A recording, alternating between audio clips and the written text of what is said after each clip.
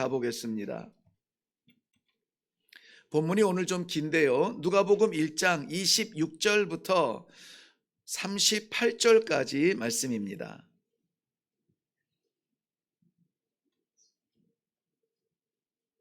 찾으셨으면 우리 한 목소리로 같이 읽도록 하겠습니다. 시작. 여섯째 달에 천사 가브리엘이 하나님의 보내심을 받아 갈릴리 나사렛이란 동네에 가서 다윗의 자손 요셉이라 하는 사람과 약혼한 처녀에게 이르니 그 처녀의 이름은 마리아라. 그에게 들어가 이르되 은혜를 받은 자여 평안할지어다.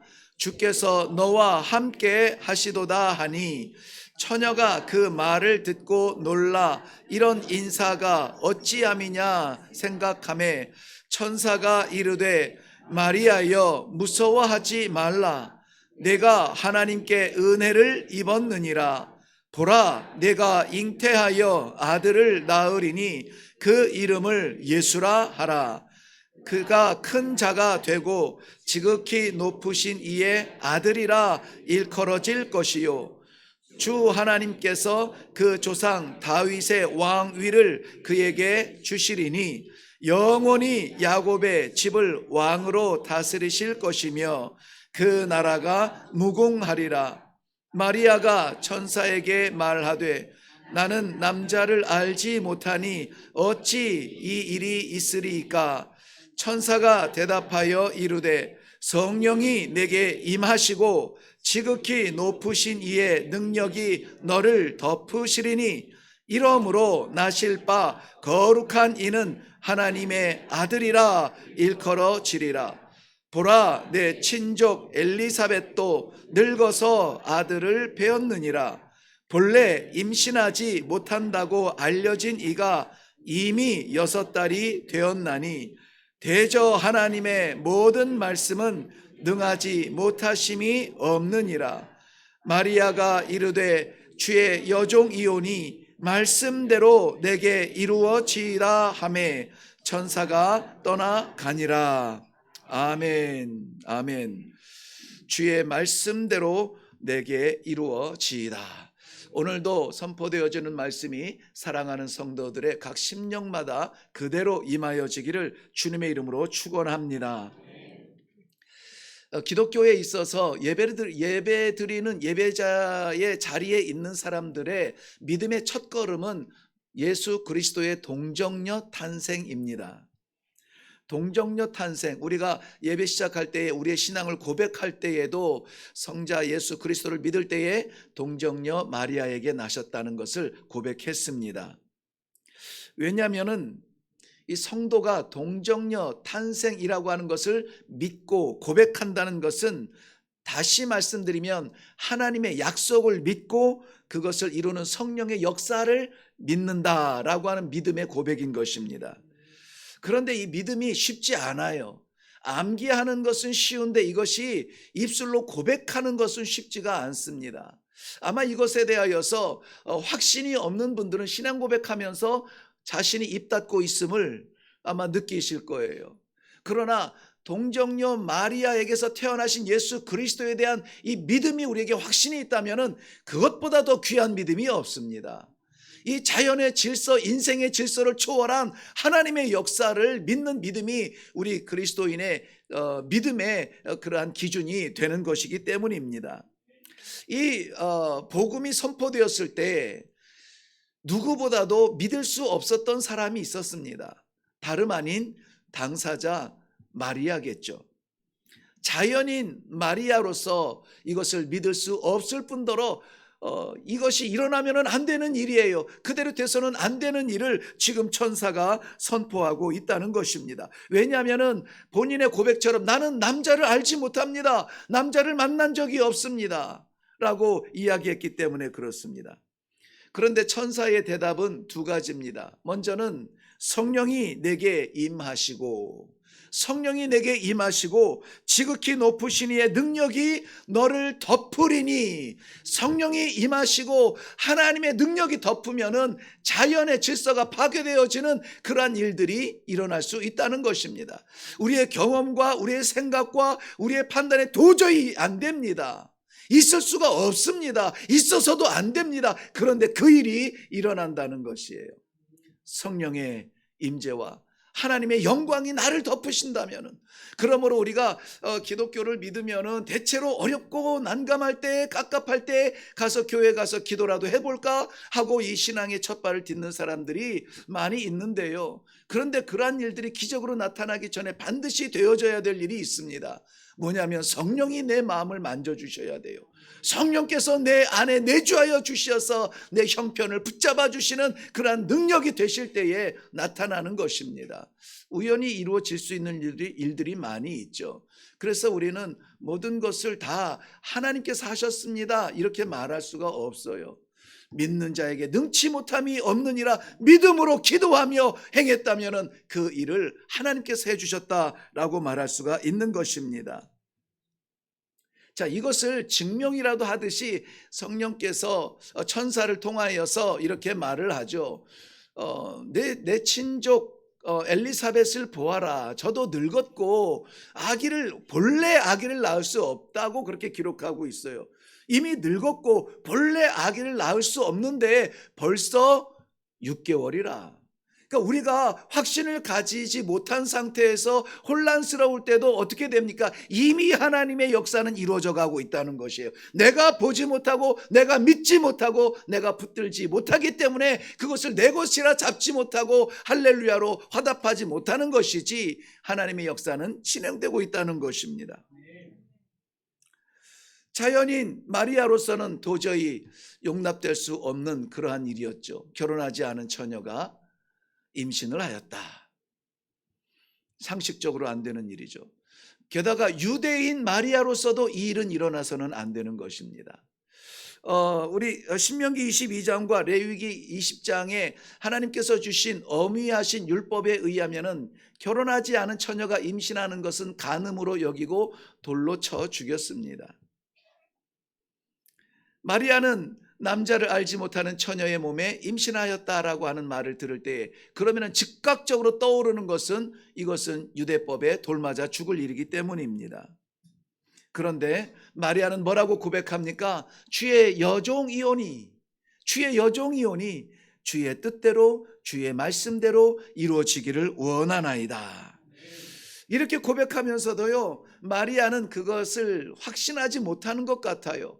좀 두려워하는 것 같아요. 그래서 오늘 본문의 39절에 보면은 좀 넘어가서 39절, 이때에 그렇게 고백을 하고 나서 마리아가 일어나 빨리 산골로 가서 유대 한 동네에 이르러 사가랴의 집에 들어가 엘리사벳에게 문안한. 이 엘리사벳은 천사가 이미 얘기한 친족입니다. 어떻게 됐다 그랬죠? 어떤 상태인데? 늙었고, 그렇죠? 늙었다는 말은 아브라함의 아내 사레가 늙었고 라고 고백하였을 때 그 늙었고 가망이 없다는 얘기예요. 그리고 본래 임신할 수 없는 상태인 이 여인에게 지금 달려가서 빨리 가서 정말 그런가 하여서 있을 수 없는 일인데 일어났나 해서 달려가서 문안하는 그러한 장면이 나옵니다. 그런데 마리아를 맞이하는 엘리사벳은 이렇게 그 인사를 합니다. 좀 건너가서 43절인데요. 내 주의 어머니가 내게 나오니 이 어찌된 일인가? 보라, 내 문안하는 소리가 내 귀에 들릴 때에 아이가 내 복중에서, 이 어떤 아이입니까? 엘리사벳이 임신하고 있는 아이입니다. 이 아이가 복중에서 기쁨으로 뛰놀았도다. 주께서 하신 말씀이 반드시 이루어지리라고 믿은 여인은 복이 있을지어다. 주께서 말씀하신 여인이 아니라 그 말씀을 어떻게 한 여인이라고요? 믿은 여인이 복이 있다는 것입니다. 우리들에게 이 성탄절의 중요한 것은 성육신하신 예수 그리스도 하나님의 아들이라 일컬음을 받으리라고 하는 그 놀라운 역사를 믿는 것입니다. 또 다른 자연인이 있습니다.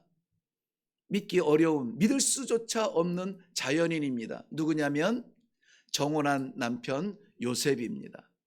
마리아를 품은 적도 없고 품은 적이 없는데 어떻게 임신할 수가 있겠습니까? 있을 수가 없습니다. 마태복음 1장 18절 이후에는 이렇게 고백합니다. 정혼한 마리아가 잉태했다는 소식을 알고 난 후에 그의 남편 요셉은 의로운 사람이라 그를 드러내지 않고 가만히 끊고자 하여. 정혼을 했으면 반드시 결혼을 해야 되는데요. 끊고자 하였다라고 하는 것은 정혼을 없던 일로 돌리고자 하는 것입니다. 그런데 이 요셉에게는 아주 불쾌한 일이 아닐 수가 없습니다. 그런데 이것을 만약에 어떻게 내가 정혼하고 나서 임신하여서 결혼할 생각을 하느냐라고 한마디만 하면은 자기는 의로운 사람이요, 깨끗한 사람이요, 간음한 저 여인은 돌에 맞아 죽을 그러한 형편인데, 이 요셉의 마음이 순전하고 점잖아서 그것을 덮고 끌어안기로 작정을 합니다. 이 고백에 대하여서 요셉이 그렇게 고백하는데 천사가 그 말을 받고 이렇게 대응합니다. 아들을 낳으리니 이름을 예수라 하라. 이는 자기 백성을 죄에서 구원할 자임이라. 이 말씀을 이사야서 7장 14절의 말씀을 말하고, 보라 처녀가 잉태하여, 천사가 즉 하나님의 메신저가 말하는데, 처녀가 잉태하여 아들을 낳을 것이요 그의 이름을 임마누엘이라 하리라 하셨으니, 이를 번역한즉 하나님이 우리와 함께 계심이라고 말하고 있다는 것입니다. 그러면은 하나님이 말씀하셨다면은, 이것이 언약 가운데 약속 가운데 있었다면 처녀도 잉태할 수가 있구나. 그런데 오늘 그 천사가 내게 말씀하시는 그 처녀, 바로 정혼한 마리아라고 하는 것입니다. 그러니 저에게 잉태된 자는 하나님의 아들이라, 임마누엘이라, 하나님이 우리와 함께 하심이라는 그 약속의 성취가 일어났다는 것을 말씀해 주고 있었던 것입니다. 이렇게 탄생하신 예수 그리스도예요. 그는 이러한 모습으로 성경에 소개가 되어지고 있습니다. 오늘 본문 가운데 나오는데요, 이 32절 말씀 이후에 보면은 그는 큰 자라 그랬습니다.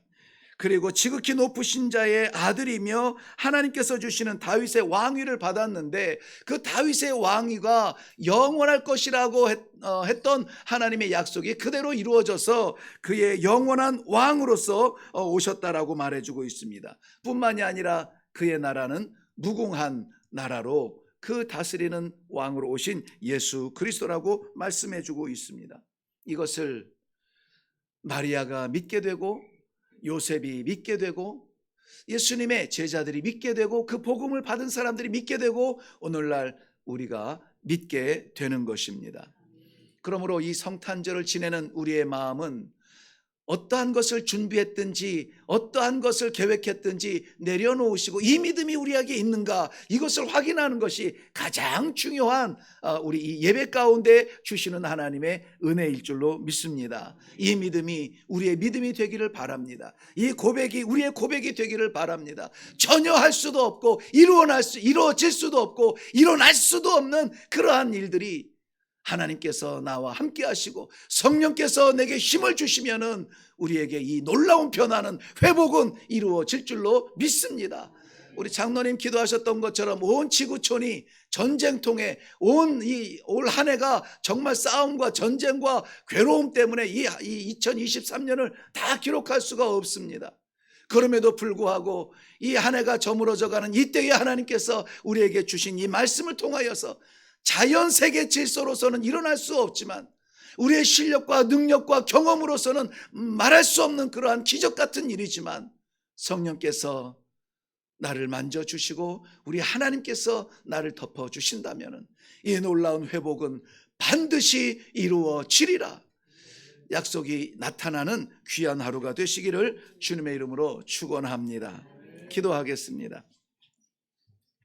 하나님께서 허락하신 약속은 이해할 수 없는 것들, 받을 수 없는 것들, 내가 감당할 수조차 없는 것들인데, 성령께서 능력을 주시고 하나님께서 나와 함께하여 주신다면은, 엘리사벳이 늙고 본래 임신할 수 없는 여인이었으나 세례 요한을 임신한 것처럼, 마리아가 정혼하고 남자를 알지 못하지만 하나님의 말씀을 받고 구세주 예수 그리스도를 그 품에 안은 것처럼 사랑하는 성도들, 이 한 해 어떻게 살아왔든지 간에 이 성탄절 이 축복 속에 모든 것들이 회복되는 놀라운 역사가 나타나게 하여 주시옵소서.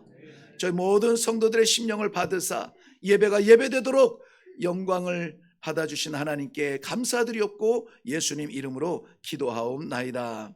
아멘.